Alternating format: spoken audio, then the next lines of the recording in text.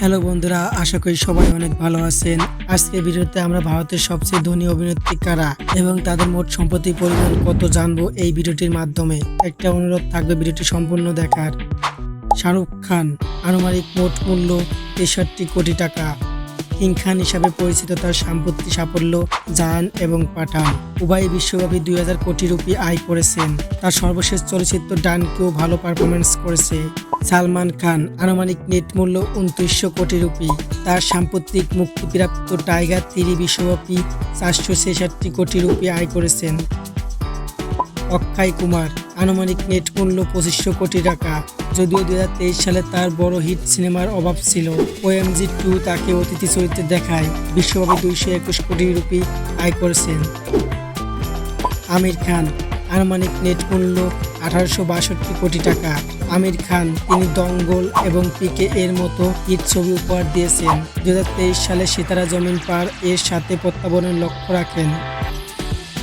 Joseph বিজয়, আনুমানিক মোট মূল্য ৪৭৪ কোটি টাকা।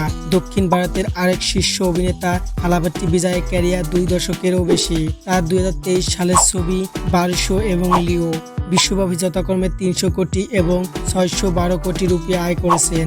লিও বছরের সর্বোচ্চ আয়কারী তামিল চলচ্চিত্র।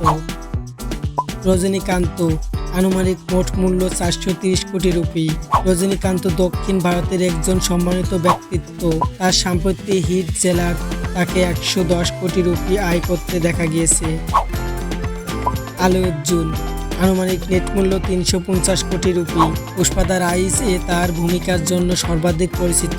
আলু অর্জুনের আসন্ন sequel Pushpa the rule part 2 এর সাথে রেকর্ড ভাঙতে প্রস্তুত।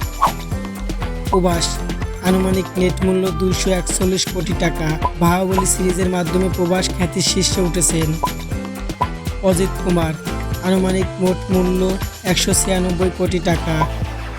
কমল হাসান, আনুমানিক প্রায় ১৫০ কোটি টাকা। এই 10 অভিনেতার মধ্যে আপনার প্রিয় অভিনেতা কে? তার কমেন্টে আমাদেরকে জানাবেন।